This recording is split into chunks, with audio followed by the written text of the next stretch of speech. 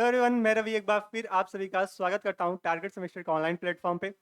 जैसे कि आप सभी पता है कि हम लोग आज की क्लास में हम लोग यूनिट नंबर 1 का बॉटनी का पहला जो टॉपिक है वायरस के बारे में, उसकी इंट्रोडक्शन के ऊपर हम लोग बात करने वाले होंगे, देखने वाले होंगे। और इसके ऊपर जो बनने वाले क्वेश्चंस होंगे उनके बारे में हम लोग डिस्कस करेंगे, क्योंकि ये जो वायरस है काफ़ी ये इंपॉर्टेंट टॉपिक होता है आपके एग्जाम के पॉइंट ऑफ व्यू से।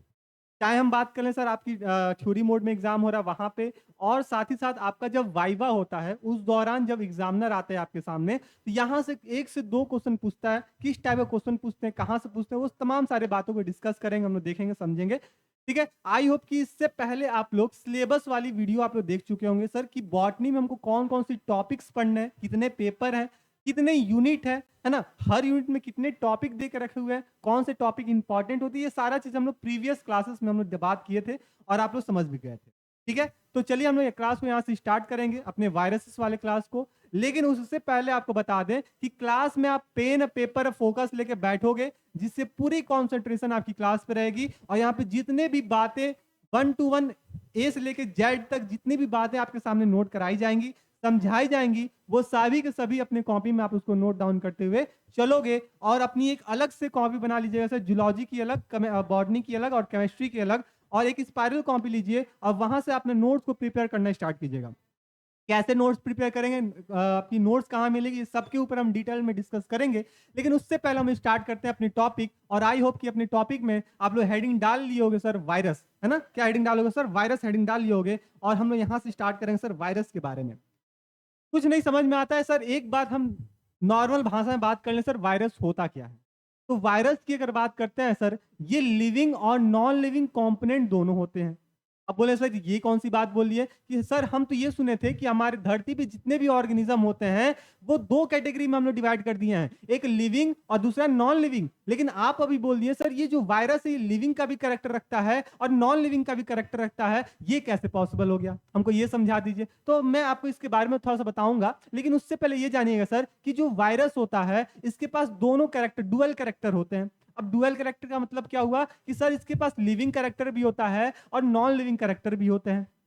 बात को समझिएगा ध्यान से कि भैया ये लिविंग कैरेक्टर भी शो कर रहे होते हैं, नॉन लिविंग कैरेक्टर को भी शो कर रहे होते हैं। कब कौन सा कैरेक्टर शो करेंगे, अब दिमाग में ये बात आ रही होगी सर, कि अगर हम लिविंग कंडीशन की बात करते हैं, अगर वायरस किसी होस्ट के बॉडी पे रहेगा, या बॉडी पे रहे या बॉडी के अंदर रहे, तब उस कंडीशन में हम वायरस को बोलेंगे सर ये वायरस लिविंग है। क्या बोलेंगे सर? ये वायरस लिविंग है। अगर वही वायरस हवा में आराम से घूम फिर रहा है, अकेले मौज मस्ती कर रहा है ना, किसी भी लिविंग होस्ट के साथ वो अटैच नहीं है, फिर उस कंडीशन में हम उस वायरस का नाम देंगे सर ये नॉन लिविंग फॉर्म में है। क्या भैया? नॉन लिविंग फॉर्म में है। तो ये 2 बातें आप यहाँ पे ध्यान रखिएगा, अपने कॉपी में नहीं तो नोट भी कर लीजिएगा सर, कि वायरस लिविंग कब होता है, जब होस्ट के बॉडी पे रहता है या होस्ट के बॉडी के अंदर रहता है। अब होस्ट क्या होता है सर? कोई भी लिविंग ऑर्गेनिज्म है, चाहे हम हो गए, आप हो गए, कोई पेड़ पौधा हो गया, कोई जानवर हो गया, वो उसको होस्ट कहते हैं। अब गोस्ट मत समझिएगा, भूत वाला नहीं, होस्ट। ठीक है। तो अगर होस्ट के बॉडी पे उपस्थित है या बॉडी के अंदर है तो उसको हम लिविंग कंपोनेंट्स का नाम या लिविंग ऑर्गेनिज्म का नाम दे देंगे, लिविंग फॉर्म का नाम दे देते हैं। लेकिन यही वायरस अभी हवा में आपके आसपास में घूम रहा है, जैसे कोविड वायरस था। अच्छा सुने थे ना कि भैया वायरस जो है हवा, एयर ब्लूम हो चुका है, हवा में घूम फिर रहा है। यानी कि वो तो उस कंडीशन में वो नॉन लिविंग था। अगर उस हवा के कांटेक्ट में अगर कोई पर्सन आता है और वायरस उस हवा के माध्यम से किसी पर्सन के बॉडी पे आ जाता है, तो फिर वो वायरस क्या हो जाता था, लिविंग फॉर्म में हो जाता था। इसके ऊपर में हम ज्यादा नहीं बोलेंगे, क्योंकि आप कोविड से गुजरे हुए, आपको सारा चीज आपको पता होगा। इसलिए वायरस को हम क्या बोलते हैं, कनेक्टिव लिंक का नाम देते हैं। क्या नाम देते हैं सर? कनेक्टिव लिंक का नाम देते हैं लिविंग और नॉन लिविंग का। तो अगर वाइवा में एग्जामिनर आपसे पूछे कि भैया बता दो, सब चीज तो पढ़े हो लेकिन एक बात बता दो कि लिविंग और नॉन लिविंग ऑर्गेनिज्म के बीच का कनेक्टिव लिंक कौन होता है, तो आप बताओगे सर वायरस होता है। कौन होता है भैया? वायरस होता है। इसकी बॉडी की कॉम्पोजिशन की बात करते हैं, इसकी बॉडी की स्ट्रक्चर की बात करते हैं, इसकी बॉडी में 2 कॉम्पोजिशन के माध्यम से इसकी बॉडी का फॉर्मेशन हो रहा होता है। पहला बोलेंगे सर प्रोटीन, दूसरा न्यूक्लिक एसिड। पहला क्या होगा सर? प्रोटीन, और दूसरा होगा न्यूक्लिक एसिड। लेकिन यहाँ पे शर्त होता है क्या, कि जब न्यूक्लिक एसिड की बात की जा रही है तो यहाँ पे न्यूक्लिक एसिड कोई कोई एक ही उपस्थित होगा। सर हम लोग पढ़ के आए थे, जो न्यूक्लिक एसिड होते हैं वो 2 टाइप के होते हैं, एक होता है सर डीएनए, दूसरा होता है आरएनए, जिसको डीऑक्सीराइबो न्यूक्लिक एसिड, फिर राइबोस न्यूक्लिक एसिड कहते हैं। ठीक है। तो ये जो जो न्यूक्लिक एसिड है डीएनए है या फिर आरएनए है, इन दोनों में से कोई एक उपस्थित होगा वायरस के बॉडी में और साथ ही साथ प्रोटीन उपस्थित होगा। तो ऐसा हो सकता है, देखने को मिलता है सर क्या कि जो प्लांट वायरसेस होते हैं वहां पे आरएनए की कॉम्पोजिशन देखने को मिलती है, तो डीएनए नहीं होगी। तो आरएनए होगा तो आरएनए प्रोटीन होगी। ठीक है। अगर कोई ऐसा वायरस है जिसके बॉडी में डीएनए है तो वहां पे आरएनए नहीं होगा और उसकी बॉडी पे ओवरऑल हम बोलेंगे सर इसकी बॉडी में डीएनए है और प्रोटीन की कॉम्पोजिशन देखने को मिल रही है। तो ये कुछ बेसिक स्ट्रक्चर हमको पता होना चाहिए वायरस के बारे में। ठीक है। तो चलिए अब धीरे धीरे हम लोग अपने स्लाइड पे आते हैं और यहाँ से देखने की समझने की कोशिश करते हैं सर कौन कौन सी बातें यहाँ पे लिखी गई हैं जो कि आपके एग्जाम के पॉइंट ऑफ व्यू से काफी इंपॉर्टेंट रोल प्ले कर रहा होता है। तो इसके बारे में हम देखना स्टार्ट करते हैं सर। सबसे पहले हम स्टार्ट करेंगे सर अपने स्टर्म वायरस से। तो सबसे पहला है कि sir virus do not have the cellular organisation. बहुत इंपॉर्टेंट ये टर्म होगा और बहुत इंपॉर्टेंट ये लाइन होगी कि भैया वायरस के बॉडी में किसी भी टाइप का कोई सेल ऑर्गेनाइजेशन नहीं होता है, किसी भी टाइप का ऑर्गेनाइजेशन नहीं होगा। चाहे सेलुलर लेवल की बात करें, जब सर सेलुलर लेवल है ही नहीं तो टिश्यू लेवल होगा ही नहीं, जब टिश्यू लेवल है ही नहीं तो ऑर्गन लेवल होगा ही नहीं, जब ऑर्गन लेवल नहीं है तो ऑर्गन सिस्टम लेवल का भी कोई बात हम देखने को नहीं मिल सकता। तो पहली बात कि सर जो वायरस होता है इसके बॉडी में कोई भी सेलुलर ऑर्गेनाइजेशन नहीं होता, यानी कि इसके बॉडी में कोई सेल नहीं होता है।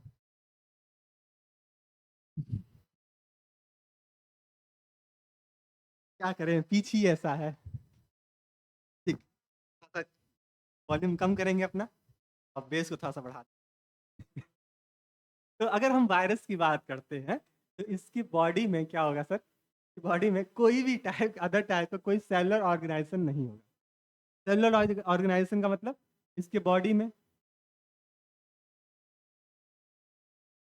ये कम अभी जो पूरा कंप्लीट तो है नहीं, बना के रखिएगा अगले टाइम ले लेंगे।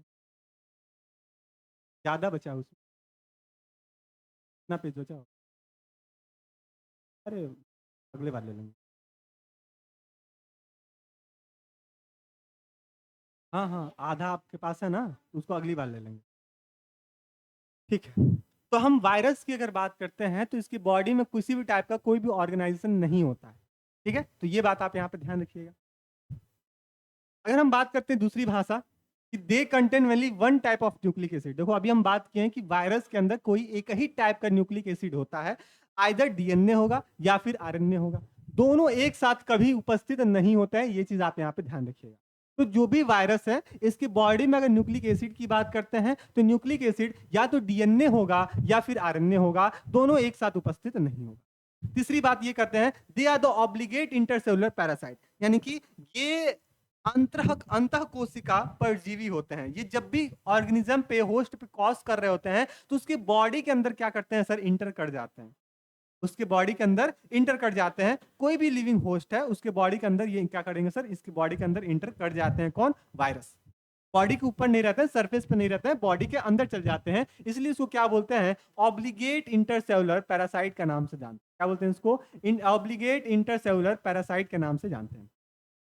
तीसरी बात ये जानेंगे सर कि they lack the inner enzyme necessary for protein and nucleic acid synthesis are the dependent on the replication and machinery host cell। अब जैसे यूकैरियोट सेल की बात करते हैं, जैसे हम लोग की बात करते हैं, तो हम लोग की बॉडी में या फिर किसी अदर और एनिमल्स की बॉडी में, प्लांट्स की बॉडी में, उसकी बॉडी में सर प्रोटीन बनाने के लिए एक डिफिनिट एंजाइम की आवश्यकता पड़ती है।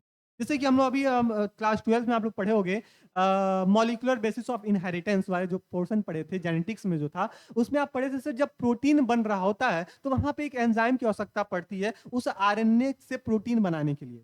तो आरएनए से अगर प्रोटीन बन रहा है तो उसको हम क्या बोलते हैं, आरएनए पॉलीमरेज के नाम से जानते थे। क्या बोलते थे उसको? आरएनए पॉलीमरेज के माध्यम से ये आरएनए बन रहा होता है, आरएनए की कॉम्प्लीमेंट्री आरएनए बन रही होती है, फिर प्रोटीन बन जाएगा। अगर डीएनए का फॉर्मेशन कराया जा रहा हो उस समय डीएनए पॉलीमरेज की आवश्यकता पड़ती थी, तो एक पर्टिकुलर एंजाइम की आवश्यकता पड़ रही है जिससे प्रोटीन का सिंथेसिस हो रहा है। लेकिन जब आप वायरस के अंदर बात करोगे तो वायरस में ऐसा किसी भी टाइप का कोई भी एंजाइम उपस्थित नहीं होता है। ये बात आप यहां ध्यान रखिएगा, चाहे प्रोटीन की सिंथेसिस में या फिर हम न्यूक्लिक एसिड के सिंथेसिस में, यहां पे किसी भी अदर टाइप का हमको एंजाइम की आवश्यकता देखने को नहीं मिलता है। ये बात अपनी कॉपी में नोट कीजिएगा जल्दी से जल्दी। तो पहले स्लाइड पे अभी हम लोग क्या बात किए सर, 2 से 3 बातें ही हम लोग देखे हैं और 2 से 3 बातें काफी इंपॉर्टेंट रोल प्ले करती हैं आपके वाइवा के लिए। पहला कि भैया ये क्या होता है, एक तरह का कनेक्टिव लिंक होता है लिविंग और नॉन लिविंग ऑर्गेनिज्म में। दूसरा कि सर इसके पास किसी एक टाइप का ही न्यूक्लिक एसिड उपस्थित होगा, चाहे वो डीएनए हो या फिर आरएनए हो, है ना। क्या तो डीएनए हो या फिर आरएनए हो, दोनों एक साथ कभी उपस्थित नहीं होंगे। तीसरा कि सर हम बात किए सर इसकी बॉडी में किसी भी सेलुलर ऑर्गेनाइजेशन है ही नहीं, है ना। सेलुलर ऑर्गेनाइजेशन लेवल हमको देखने को मिलता ही नहीं है वायरस के बॉडी के अंदर। फिर क्या देखने को मिलता है सर, तो यहाँ पे हमको देखने को मिलता है प्रोटीन और न्यूक्लिक एसिड, और शर्त ये रहेगा सर न्यूक्लिक एसिड एक ही होगा, कोई या तो डीएनए हो या फिर आरएनए हो। बोली बात समझ में आई कि नहीं आई? एकदम सिंपल भाषा में हम आपको बता रहे हैं, समझा रहे हैं। तीसरी बात ये बताया है कि सर ये किसी भी लिविंग होस्ट पे अगर आ जाता है तो उसके बॉडी के अंदर इंटर कर जाता है, ना कि बॉडी की सरफेस पे रहता है। ये भी बात क्लियर है, इसलिए ऑब्लिगेट इंटरसेलुलर पैरासाइट के नाम से जानते हैं। चौथी बात हम लोग ये देखें सर कि जो वायरस होता है, ये वायरस में हमको क्या मैकेनिज्म देखने को मिलता है सर, यहाँ पे किसी अदर टाइप का कोई एंजाइम उपस्थित नहीं होता है जिसके माध्यम से ये प्रोटीन बन जाए, जिसके माध्यम इस एंजाइम के माध्यम से ये क्या बन जाए सर, ये बन जाए आपके न्यूक्लिक एसिड। ये बात आप यहाँ पे ध्यान में रखिए। आई होप कि यहाँ तक की बातें मेरी समझ में आ गई होंगी, किसी भी टाइप का कोई भी दिक्कत आपको देखने को नहीं मिल रहा होगा, यहाँ तक का सारा कॉन्सेप्ट आपका यहाँ पे क्लियर हो गया होगा। ठीक है, आई होप कि यहाँ तक की सारी बातें आपको क्लियर देखने को मिल रही होंगी।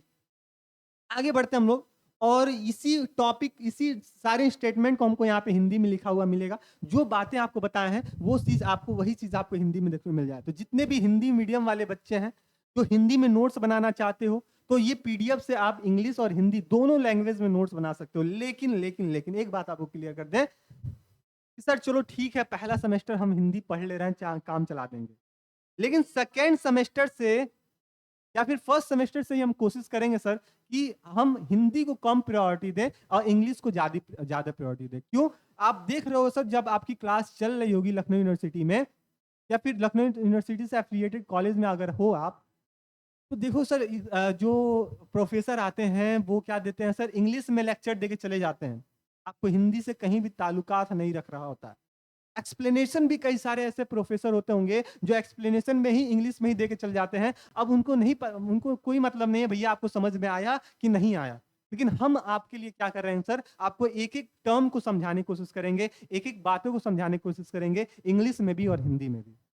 लेकिन जब पीडीएफ आपको मिलेगी तो भैया कोशिश कीजिएगा, है ना, मेरे लिए कोशिश कर लीजिएगा, आगे चल के दिक्कत आने वाली होगी। मेरे लिए कोशिश कीजिएगा सर इंग्लिश में हम ज्यादा प्रायोरिटी दें, इंग्लिश वाले नोट्स भी बनाए इंग्लिश में, पीडीएफ मिलेगी, आप जिस तरह हिंदी में कहानी पढ़ते हो उस तरह आप इंग्लिश में कहानी पढ़ो, इन सभी कहानी को पढ़ो। अब कहानी पढ़ के अब हिंदी में फिर वही कहानी पढ़ लो।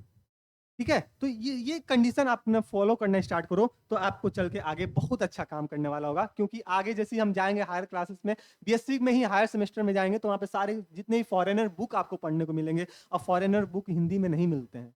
एमएससी करने जाओगे तो एमएससी में हिंदी का नामो निशान नहीं होगा, आपको सारे के सारे फॉरेनर बुक ही पढ़ने पड़ते हैं। तो अभी से प्रैक्टिस किए रहोगे तो आगे चल के आपका काफी ज्यादा काम कर रहा होगा, है ना। नहीं तो आगे चल के आपको थोड़ा सा कड़वा होगा लेकिन सच होगा, अभी फॉलो कर लीजिएगा, काम बन जाएगा। आगे देखते हैं, अगला है मेरे पास, they multiply has the complex process and not by the binary fusion. जो वायरसेस होते हैं ये कॉम्प्लेक्स फॉर्म में अपने नंबर को डिवाइड कर रहे होते हैं, किसके माध्यम से, है ना, कॉम्प्लेक्स फॉर्म में अपने नंबर को मल्टीप्लाई कर रहे होते हैं, लेकिन यहाँ पे कोई भी बाइनरी फ्यूजन नहीं होता है। ये बात आप हैप्लॉइड कंडीशन में होते हैं, हैप्लॉइड मतलब सिंगल है।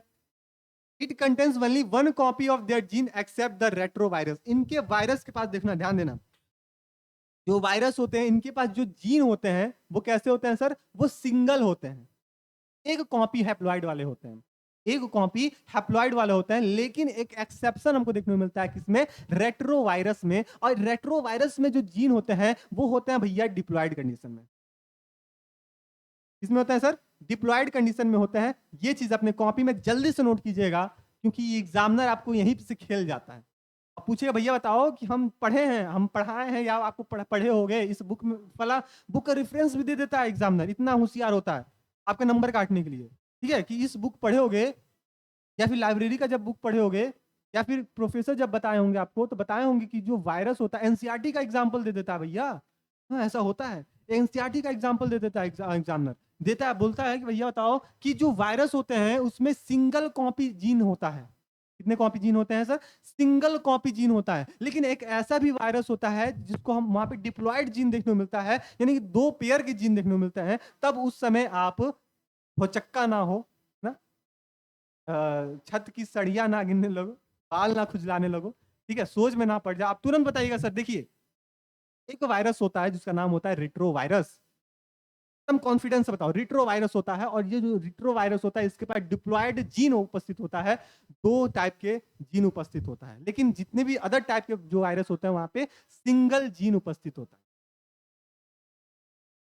ठीक है, इस पे एक लाइन था। अगर ह्यूमन की बात करते हैं सर, ह्यूमन में, तो ह्यूमन में हम देखते हैं सर हैप्लॉइड डिप्लॉयड कंडीशन होता है सर एक्स। ह्यूमन की बात करते हैं सर एक्स एक्स और एक्स वाई, ये होता है ना। तो हम 23 पेयर क्रोमोजोम भी बोलते हैं, 23 पेयर क्रोमोजोम बोलते हैं, 23 पेयर क्रोमोजोम बोलते हैं। ठीक है, जिसे हम 46 क्रोमोजोम का नाम दे देते हैं, 46 क्रोमोजोम कह देते हैं, या फिर 23 होमोलोगस के नाम से भी जान देते हैं। लाइन थी इस पे, अगर अगर इससे आप कोरिलेट कर पाओ, ठीक है, आप बायोलॉजी वाले सभी बच्चों एक बार कोरिलेट करना कि उसकी याद में रोया में रोम रोम, याद में रोया में रोम रोम, cause there are 23 pair of chrome. I hope कि ये बात थोड़ा सा कोरिलेट की होगी। एक बार और सुनिएगा कि उसकी याद में रोया में रोम रोम, याद में रोया में रोम रोम, because there are 23 pair of chromosome. तो इस तरह से आप कोरिलेट करके इसको याद कर सकते हैं। अगला देखते हैं sir, they have the unaffected by the anti bacterial antibiotics. यहाँ पे किसी भी अदर टाइप के एंटी बैक्टीरियल एंटीबायोटिक्स का यहाँ पे कोई इफेक्ट ज्यादा हमको देखने को नहीं मिलता है। They do not have the cellular cell wall and ribosome. अब जैसे हम बोलें कि भैया प्लांट सेल है तो प्लांट सेल के पास सेल वॉल होता है, बैक्टीरिया है तो बैक्टीरिया के पास भी सेल वॉल होता है, फंजाई है, फंजाई के पास भी सेल वॉल होता है। लेकिन एनिमल सेल है तो वहां पे किसी भी टाइप का कोई सेल वॉल नहीं होता है, डायरेक्ट प्लाज्मा मेम्ब्रेन देखने को मिलता है जिसको कोशिका झिल्ली के नाम से जानते हैं।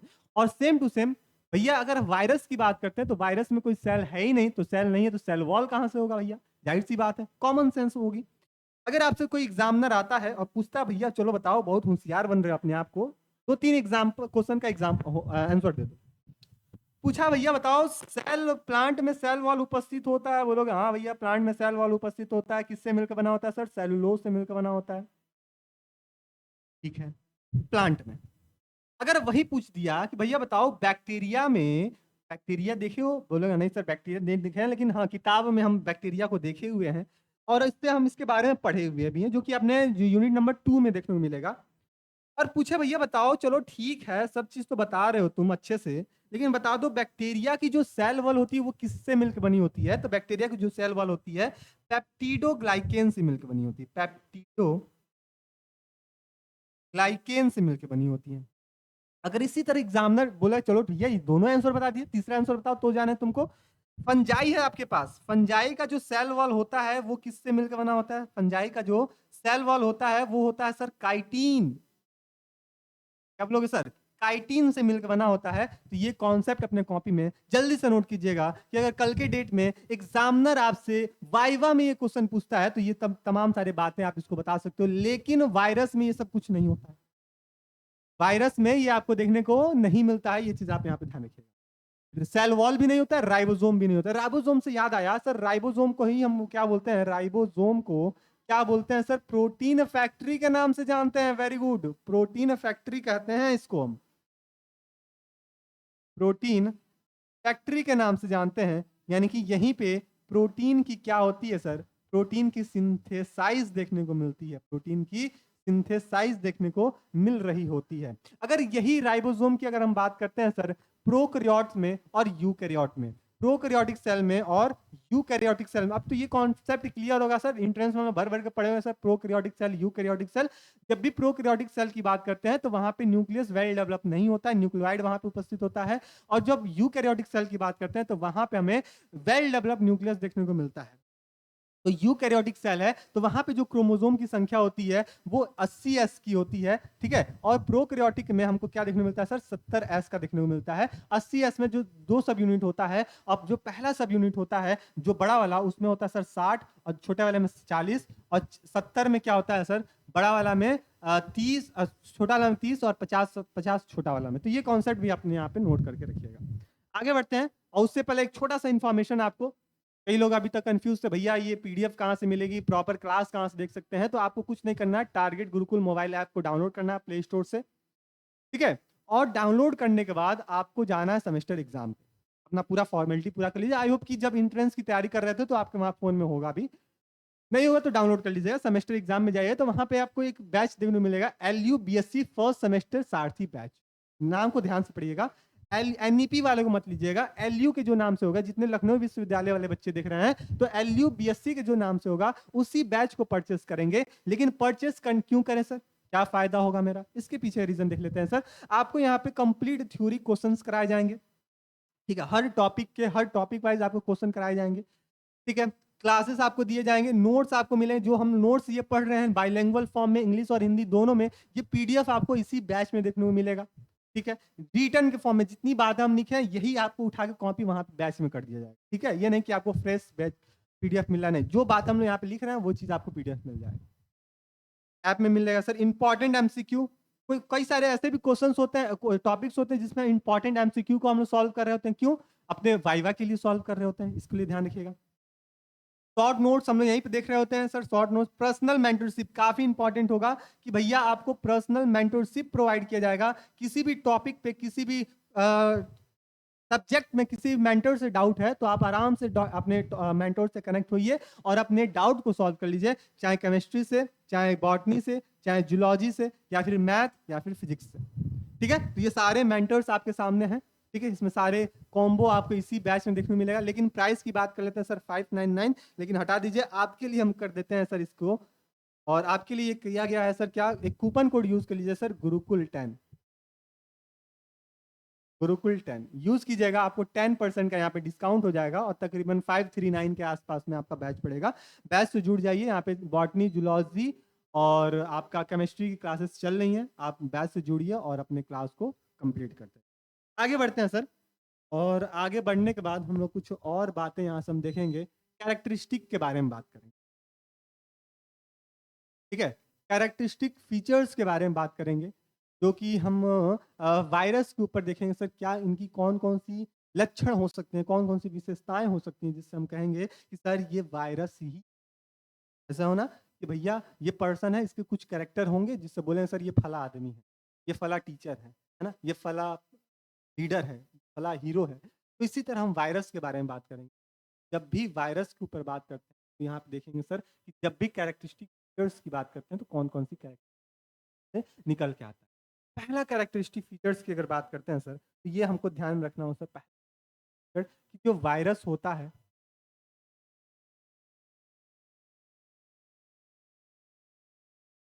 हाँ, जो वायरस होता है ये क्या होता है, काफी छोटा होता है, बहुत छोटा होता है, बैक्टीरिया से भी बहुत छोटा होता है। बैक्टीरिया को देखते हैं क्या सर, बैक्टीरिया को देखने के लिए माइक्रोस्कोप की सहायता लेनी पड़ती है, तो उससे भी छोटा आपको क्या देखने को मिलता है सर, वायरस देखने को मिलता है। तो इसलिए इसको माइक्रो ऑर्गेनिज्म के अंतर्गत रखा। For the time they are known as the filterable agent and they are the passes through the filter, they are the hold। अगर इतना छोटा होता है भैया कि अगर हम फिल्टर पेपर से इसको छनने की कोशिश भी करें, फिल्टर पेपर आप लैब में जाओगे, केमिस्ट्री में जाओगे तो वहाँ पे आपको फिल्टर पेपर देखने को मिलेगा। 12th में एकेडमिक में भी आपको फिल्टर पेपर देखने को मिलता था, गोल सा था, तो उससे हम कोई भी मटेरियल उसको छन देते थे। तो फिल्टर पेपर अगर देखें तो भैया हमको आर पर उतना छेद पता भी नहीं चलेगा, होल्स पता भी नहीं चलेंगे, लेकिन उससे भी छोटा आपके वायरस होते हैं। तो अगर हम फिल्टर पेपर से उसको छानने की, फिल्टर करने की कोशिश करें तो इसको हम फिल्टर पेपर से भी फिल्टर नहीं कर पाएंगे, इसकी साइज इतनी छोटी होती है, वो आराम से निकल जाएगा। तो ये बात आप यहाँ पे ध्यान रखिए। दे do not be seen under the light microscope, काफी इंपॉर्टेंट होता है सर, इसको इतना ही छोटा होता है कि भैया हम बिना लाइट माइक्रोस्कोप की सहायता से, है ना, सॉरी, लाइट माइक्रोस्कोप में हम इसको देख ही नहीं पाते हैं। तो फिर इसको हम किस में देखते हैं, अल्ट्रा माइक्रोस्कोप में इसको देखने की कोशिश करते हैं। Compound microscope, light microscope, ultra microscope, है ना, फ्लोरेसेंस माइक्रोस्कोप, कॉन्फोकल माइक्रोस्कोप, ये सारा चीज़ हम लोग हायर क्लासेस में, हायर सेमेस्टर में पढ़ेंगे।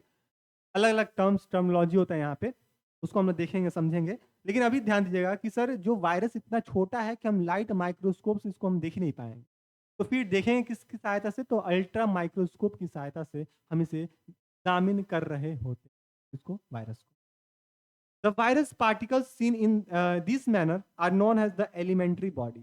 अब इस वायरस को हम इस तरीके से देख रहे होते हैं अल्ट्रा माइक्रोस्कोप में, इसी को क्या नाम बोलते हैं, इसी को एलिमेंट्री बॉडी का नाम देते हैं। क्या नाम बोल देंगे इसको, एलिमेंट्री बॉडी का नाम देते हैं, ये बात आप ध्यान।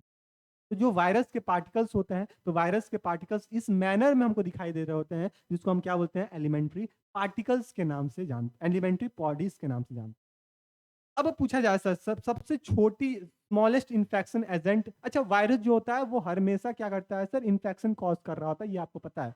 कोविड से आप ध्यान लगा लिए होंगे सर, जो कोविड वायरस था वो भी एक वायरस था, और ये क्या करता था, नुकसान ही पहुंचाता था, फायदा करने वाला कोई काम नहीं करता है, नुकसान इसके भर भर के हैं। तो जो वायरस होते हैं उसकी जब सबसे स्मॉलेस्ट अगर इन्फेक्टिव एजेंट की बात करते हैं, तो वो क्या होता है सर, वो 20 नैनोमीटर से लेके 300 नैनोमीटर का साइज प्रीफर करता है। तो अगर आपके ऑब्जेक्टिव में कहीं पूछा जाए, इन फ्यूचर कभी ऑब्जेक्टिव वाले एग्जाम दे रहे हो, तो उसके बारे में पूछा जाए, हम देखिए लाइट आया, तो उधर उधर उधर उधर, तो ये चीज देखिए कि यहाँ पे कितना देखने को मिलता है, 20 नैनोमीटर से 300 नैनोमीटर हमको इसका साइज देखने को मिल रहा होता है, किसका, अपने वायरस।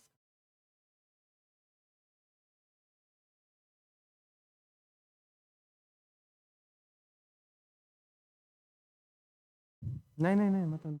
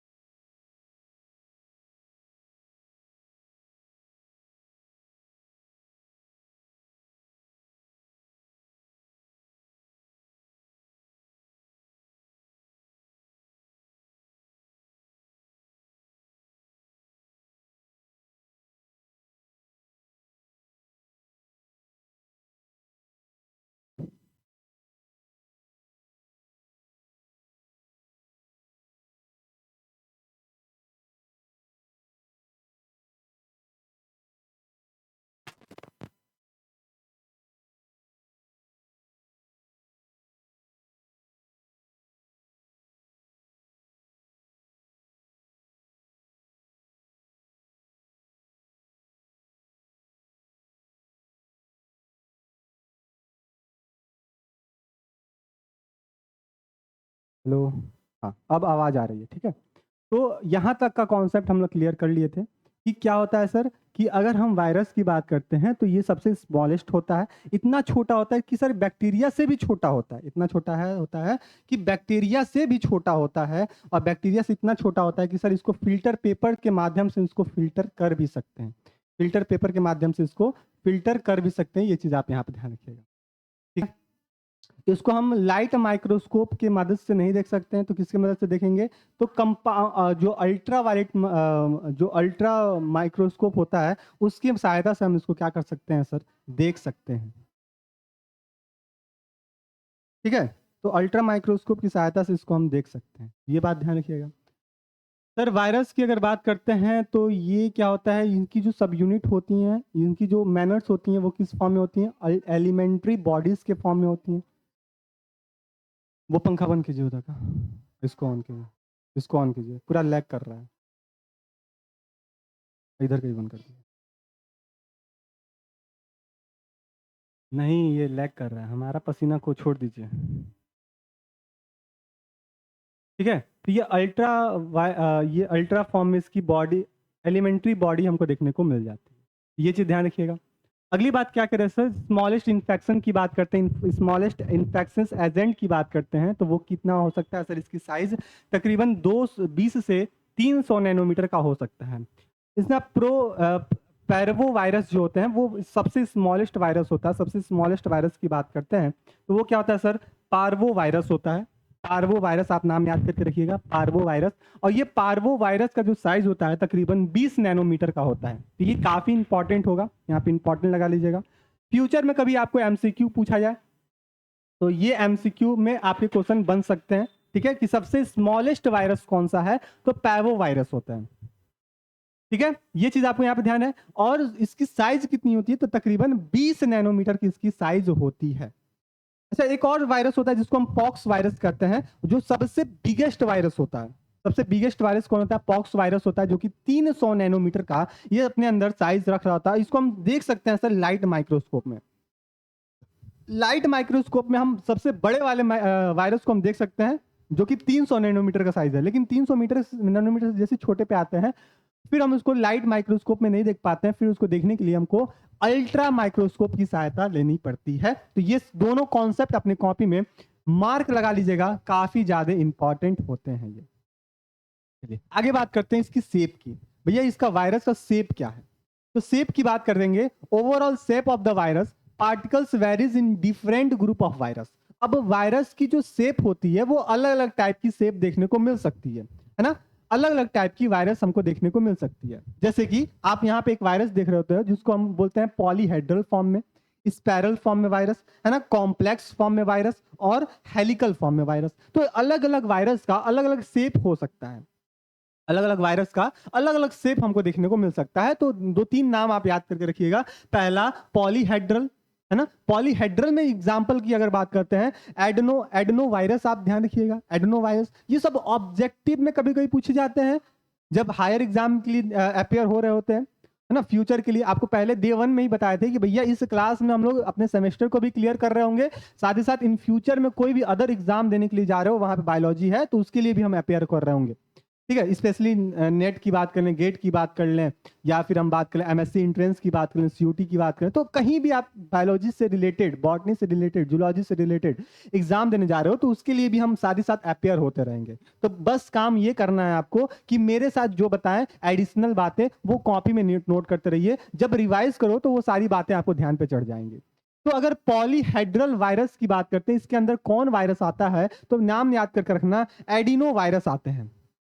ऐसे पूछ लिया जाए कि भैया एडिनो वायरस का शेप क्या होता है, तो आप बताओ सर पॉलीहेड्रल शेप का होता है। इस तरह पूछ लिया जाए सर टीएमवी का, जिसको बैक्टीरियोफेज के नाम से जानते हैं, टोबैको मोज़ेक वायरस का काफी अच्छा एग्जांपल होता है, इसके बारे में डिटेल हम लोग पढ़ेंगे भी, है ना। तो अगर पूछा जाए सर जो कॉम्प्लेक्स फॉर्म में वायरसेस हैं, इसके अंतर्गत जो एग्जाम्पल आता है वो कौन सा होता है, तो बताओगे सर इसके अंतर्गत जो एग्जाम्पल आता है तो सर बैक्टीरियोफेज आते हैं।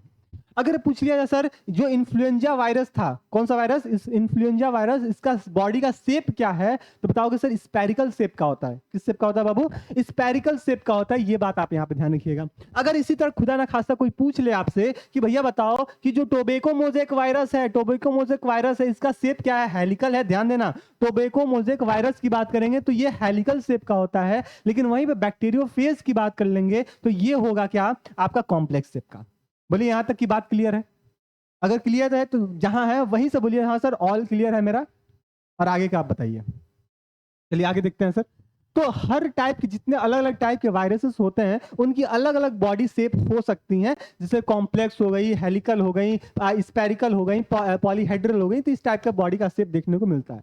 Most of the animals virus, अगर हम एनिमल्स वायरस की बात करते हैं तो ये रफली होते हैं, स्पेरिकल फॉर्म में होते हैं, इरेगुलर फॉर्म में होते हैं, पैलियोमॉर्फिक फॉर्म में होते हैं। तो एक बात आप ध्यान रखिएगा कि जब भी हम ऐसे वायरस की बात जिक्र कर रहे हैं जो कि एनिमल में डिजीज कॉज कर रहा होता है, ये क्या कर रहेगा भैया, एनिमल में डिजीज कॉज कर रहा होता है, तो इस टाइप की जो वायरस की जो बॉडी की सरफेस होती है काफी खुरदुरा टाइप का होता है, रफ फॉर्म में होता है। देहाती भाषा में खुरदुरा बोलते हैं, उबड़ खाबड़ बोलते हैं, है ना। रफ फॉर्म में इसको हम स्पेरिकल शेप इसका देखने को मिल जाता है। किस टाइप के वायरस सर, एनिमल वायरस में। प्लांट वायरस की बात नहीं कर रहे हैं, ध्यान दीजिएगा। एनिमल वायरस जो होंगे वो कैसे होंगे सर, रफली इनकी बॉडी स्पेयर होती हैं।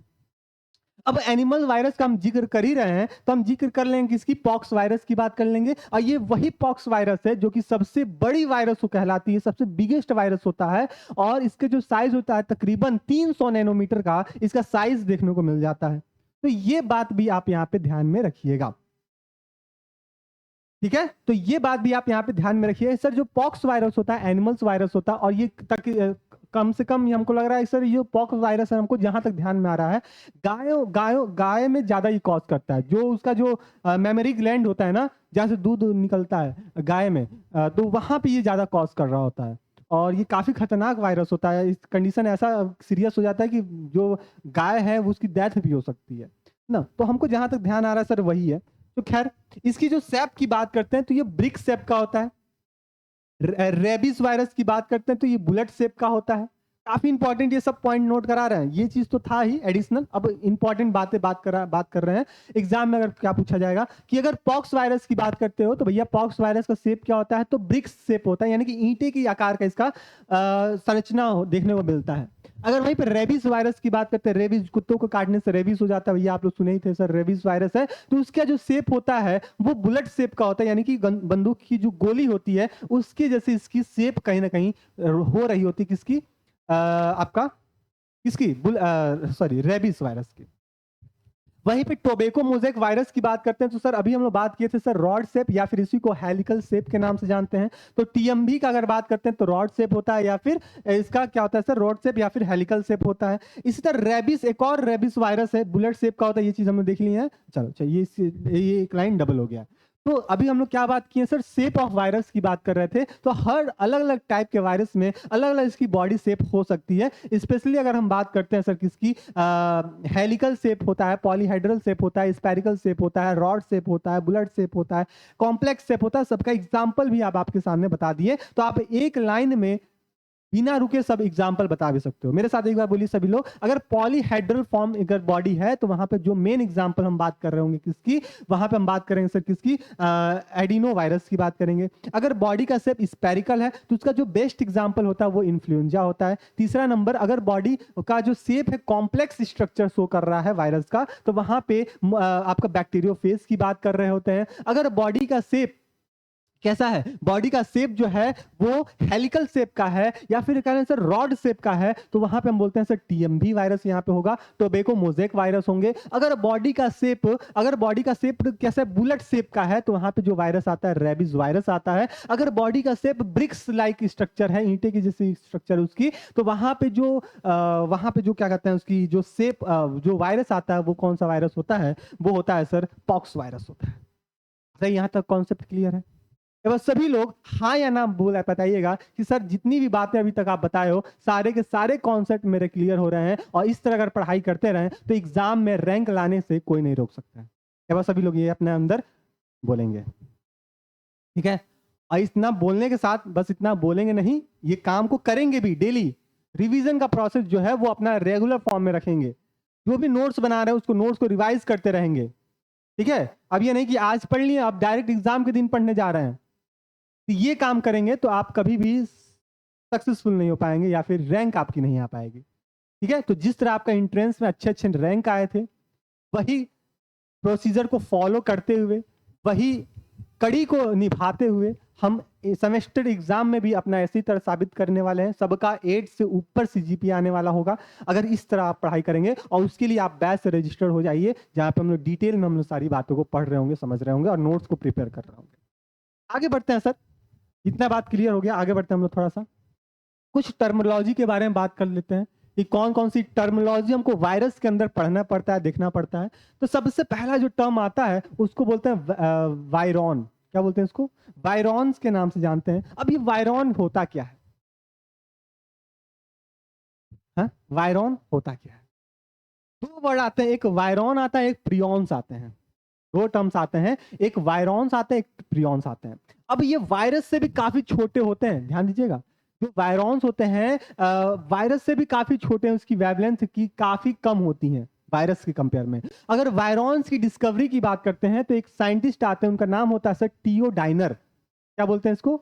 इनको बोलते हैं टीओ डाइनर। अगर कल की डेट में खुदा ना खास्ता अगर एग्जामिनर आपसे पूछ लिया कि बताओ वायरॉन्स की डिस्कवरी किसने की थी, तो बताओगे सर टीओ डाइनर साहब किए थे। और उनका ये बताना था कि ये ऐसे स्ट्रक्चर होती है इनकी बॉडी में, केवल और केवल न्यूक्लिक एसिड उपस्थित होती है, प्रोटीन उपस्थित होती ही नहीं है।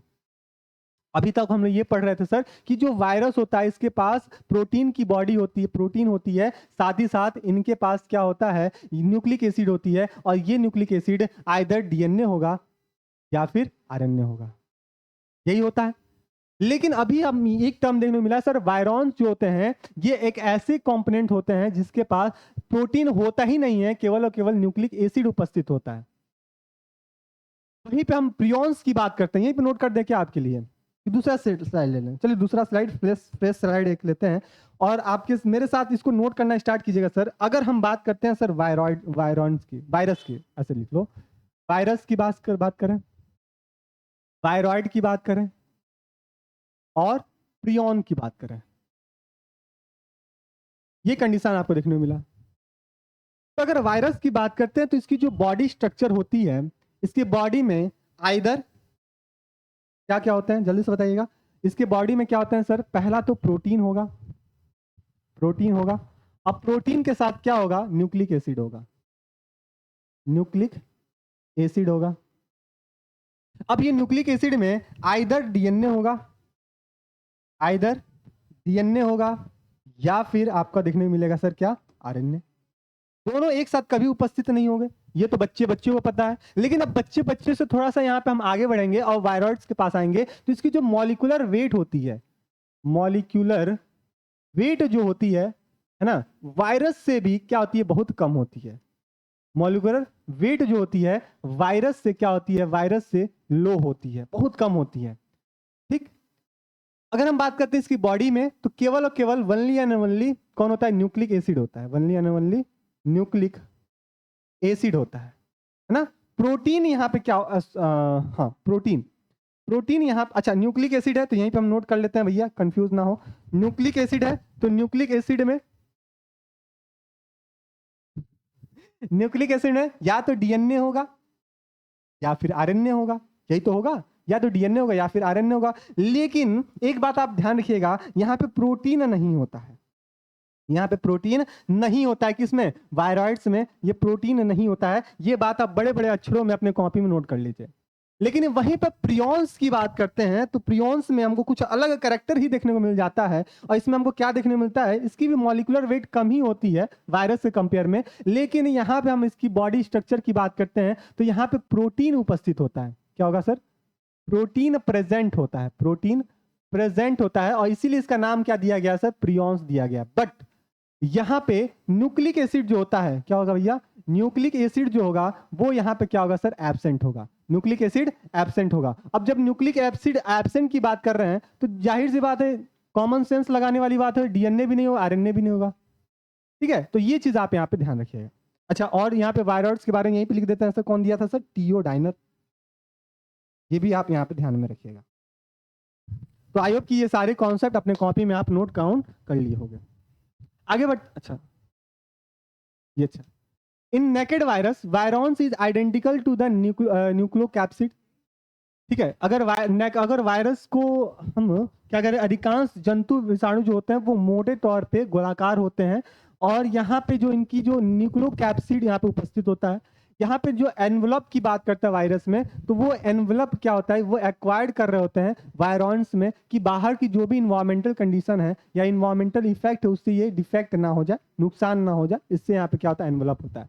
अच्छा, न्यूक्लियोप्लाज्म में क्या होता है, तो न्यूक्लियोकैप्सिड क्या होता है sir, protein nucleic acid complex मिलता है, तो इसको क्या बोलते हैं, न्यूक्लियोप्लाज्मिड के नाम से जानते हैं। जैसे अभी हम यहाँ पे दिए हैं सर, यहाँ पे प्रोटीन भी है और न्यूक्लिक एसिड है, तो कलेक्टिवली इसको हम क्या बोल देंगे, कलेक्टिवली इसको किन नाम से जानते हैं, न्यूक्लियोकैप्सिड के नाम से जानते हैं। क्या बोलते हैं इसको,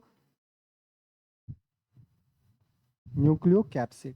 कैप्सिड में क्या भैया, कैप्सिड में प्रोटीन है, कैप्सिड में क्या है, प्रोटीन है, और न्यूक्लिक में न्यूक्लिक एसिड है, न्यूक्लिक। ये चीज आपको यहाँ पे समझ में आ गया होगा, ये सारे कॉन्सेप्ट। ठीक है, ये कॉन्सेप्ट आपको समझ में आएगा। कुछ और बातें देखते हैं, न्यूक्लिक कॉन्सेप्ट। यहां से हम लोग कैप्सिड, ठीक है, कुछ बातें और देख लेते हैं। डिफेक्टिव वायरस की बात करते हैं तो यहाँ पे कॉम्पोज क्या होता है सर, न्यूक्लिक एसिड और प्रोटीन का होता है, लेकिन रेप्लिकेट करने के लिए ये हेल्पर सेल से नहीं होता है, ये चीज आप ध्यान रखिएगा। स्यूडोवायरॉन्स की बात करते हैं तो यहाँ पे होस्ट सेल में डीएनए इंसर्ट करता है, ठीक है, और DNA with in the capsid के अंदर डीएनए होता है। वायरॉइड्स की बात करते हैं तो यहाँ पे सोलाइटी सिंगल मॉलिक्यूल्स होते हैं, सर्कुलर डीएनए आरएनए होता है और इसकी एनवलप देखने को मिल जाते हैं। प्रियॉन्स की बात करते हैं, इन्फेक्शियस प्रियॉन पार्टिकल्स होता है, तो ये बात आप यहाँ पे ध्यान में रखिएगा। अभी हम आपको डिफरेंस बताए हैं, कुछ और डिफरेंस यहाँ पे देख लेते हैं सर फीचर्स प्रियॉन्स के बारे में। तो अगर न्यूक्लिक एसिड की बात करते हैं तो प्रियॉन्स में न्यूक्लिक एसिड नहीं होता, केवल प्रोटीन होता है। बस है, हम तब से डर रहे हैं क्लास से। प्रियॉन्स यहाँ पे क्या होता है, उपस्थित नहीं होता है, तो ये चीज ध्यान रखिएगा। सॉरी, प्रियॉन्स में न्यूक्लिक एसिड उपस्थित नहीं होता है, तो क्या होता है यहाँ पे प्रोटीन होते हैं। क्या होते हैं सर, प्रोटीन होते हैं, इसलिए इसका नाम क्या दे दिया गया सर, प्रियॉन्स दे दिया गया है। क्या ये कॉन्जुगेटिव वायरस होते हैं, इन्फेक्शन कॉज करने के लिए रिस्पॉन्सिबिलिटी रखते हैं? हाँ भैया, इन्फेक्शन कॉज कर रहे होते हैं। अगर प्रोटीन की बात करते हैं सर, क्या प्रोटीन वायरॉन प्रियॉन्स में उपस्थित होता है? तो भैया अभी आप बताए हो यहाँ पे न्यूक्लिक एसिड होता नहीं है, तो जाहिर सी बात है प्रोटीन उपस्थित होगा। तो ये बात आप यहाँ पे ध्यान रखिए सर, यहाँ पे प्रोटीन उपस्थित होता है और ये ठीक है। तो यहाँ पे सेलुलर जीन को ये क्या करे, ये प्रोटीन ही सेलुलर जीन को कोड करने के लिए रिस्पॉन्सिबिलिटी रख रहा होता है। ये बात आप यहाँ पे ध्यान रखिएगा, ठीक है। ये चीज आगे बात करें, क्या ये हीट इनएक्टिव होता है? तो ये हीट इनएक्टिव नहीं होता है, ये चीज आप यहाँ पे ध्यान में रखिएगा, हीट इनएक्टिव नहीं होता है, ये बातें आप यहाँ पे ध्यान रखिएगा, ठीक। चलिए अपीयरेंस की बात करते हैं तो ये एम्वाइडल लाइक स्ट्रक्चर होता है, एम्वाइडल लाइक स्ट्रक्चर होता है। एंटीबॉडी रिस्पांस की बात करें तो एंटीबॉडी रिस्पांस में यहाँ पे प्रियॉन्स में नहीं होता है, कॉन्जुगेटिव ये होते हैं। इन्फ्लेमेटरी रिस्पांस की बात करते हैं तो यहाँ पे नहीं होता है, तो ये बात आप यहाँ पे ध्यान में रख सकते हैं, ठीक है। ये बात आप यहाँ पे ध्यान में रख सकते हो, ठीक। तो आई होप कि यहाँ तक कॉन्सेप्ट आपका क्लियर हो गया होगा कि वायरस और प्रियॉन्स में कौन कौन से डिफरेंस आपको देखने को मिल रहा होता है। अब इसके बाद कैप्सिड आता है, कैप्सिड आता है, किसी क्लासिफिकेशन आती है, तो हम लोग नेक्स्ट क्लास में इसको डिटेल में पढ़ेंगे, क्योंकि यहाँ से थोड़ा सा ब्रॉड हो जाएगा और अगर इसको कंप्लीट करना चाहें तो काफ़ी ज़्यादा समय हो जाएगा आपका क्लास का, और फिर हो सकता है आप लोग बोर भी हो जाओ। तो बोर तो नहीं हो रहे होगे, क्योंकि इतनी अच्छी अच्छी कॉन्सेप्ट आपको बताए हैं। तो यहाँ से अपनी कॉपी में हेडिंग डाल के छोड़ लीजिएगा सर कैप्सिड। और कैप्सिड जब नेक्स्ट क्लास में हम लोग जब अपने लाइव वाले बैच में मिलेंगे तो वहाँ से हम लोग कैप्सिड को पढ़ रहे होंगे। तो मेक श्योर कि आप लोग 1 से 2 दिन में अपने बैच को से रजिस्टर हो जाइए, क्योंकि हम आगे इधर बढ़ते जाएंगे, आपकी बैकलॉग लगती जाएगी। अब मानो 10 दिन के बाद 15 दिन के बाद बैच में आ रहे हो, तो हम लोग काफ़ी सारे यूनिट टॉपिक को हम लोग पढ़ चुके होंगे, तो उसको कंप्लीट करने के लिए काफ़ी ज़्यादा समय लगना पड़ेगा, है ना। तो क्या ही मतलब है, हम लोग अभी से पढ़ें, साथ में पढ़ें, बैकलॉग ना लगने दें, है ना, रिवीजन करते रहें। अब जो बैकलॉग वाले बच्चे जो होंगे, अब वो दोबारा पढ़ रहे, स्टार्टिंग से पढ़ रहे होगे और आप वहाँ पे रिवीजन कर रहे होगे। तो ये चीज़ आप यहाँ पे कॉन्सेप्ट यहाँ पे लगा सकते हो। एक बार और बता दें भैया, आपको क्या करना है, कुछ नहीं करना है, टारगेट गुरुकुल मोबाइल ऐप को डाउनलोड कर लीजिएगा। वहां पे आपको LUBSC फर्स्ट सेमेस्टर का बैच आपको दिख रहा होगा, सारथी बैच दिख रहा होगा, आप उससे रजिस्टर हो जाइएगा। गुरुकुल 10 आपने कूपन कोड यूज कर लीजिएगा, 539 का आपका बैच पड़ जाएगा। और ये बैच जब तक आपका एग्जाम कंप्लीट ना हो जाए तब तक ये उपस्थित रहेगा आपके फोन में, ठीक है, आपके फोन में, लैपटॉप में, सिस्टम में, जहां भी आप यूज कर रहे हो वहां पे उपस्थित होगा। अच्छा, इंपॉर्टेंट बात और बतानी थी क्या, कि सर आपकी डिस्क्रिप्शन बॉक्स में व्हाट्सएप ग्रुप का लिंक दिख रहा होगा, अगर ये यूट्यूब पे देख रहे हो तो उस बैच ग्रुप से आप ज्वाइन हो जाएगा, जिसमें हम लोग कंप्लीट इन्फॉर्मेशन आपको प्रोवाइड करा रहे होते हैं। सर क्लास कब लाइव होनी है, बैच में कब होनी है, यूट्यूब पे कब होनी है, कौन सी एग्जाम से जो भी रिलेटेड अपडेट्स होते हैं, वो सारे सारी इन्फॉर्मेशन आपको ग्रुप में ही बताई जाती है, व्हाट्सएप ग्रुप में बताई जाती है। तो LUBSC फर्स्ट सेमेस्टर के नाम से आपका बैच ग्रुप होगा, व्हाट्सएप ग्रुप, जो कि डिस्क्रिप्शन बॉक्स में आपका लिंक लगा होगा, आप वहां से उसको ज्वाइन कर जाइएगा। और ये क्लास अपने दोस्तों में भी शेयर कीजिएगा, और जितने लोग क्लास में उपस्थित थे सभी लोग क्लास में अटेंडेंस लगा देंगे। अटेंडेंस कैसे लगाते हैं, एक लाइक लगाएंगे, आपका अटेंडेंस लग जाएगा। तो ये चीज आप यहाँ पे ध्यान रखिए। आई होप कि आज की क्लास आपको अच्छी समझ में आई होगी। नेक्स्ट क्लास में हम लोग मिलेंगे अपने लाइव वाले क्लास में, अपने थ्योरी वाले अपने बैच में। तब तक के लिए स्टे रहिएगा, मस्त रहिएगा। और हाँ, अपनी नोट्स ले लीजिए, ये PDF आपको बैच में ही मिलेगी, ये जो PDF है आपको बैच में ही मिलेगी। तो जैसे ही PDF बैच में मिले तो आपके पास नोट्स रहे, और नोट्स अपना कंप्लीट करना स्टार्ट कर लो, ठीक है। सर जूलॉजी का भी, बॉटनी का भी, केमिस्ट्री का, ठीक है। तो चलिए मिलते हैं हम लोग नेक्स्ट क्लास में, तब तक के लिए स्टे रहिएगा, मस्त रहिएगा, अपनी तैयारी को और मजबूत करते रहिएगा। धन्यवाद।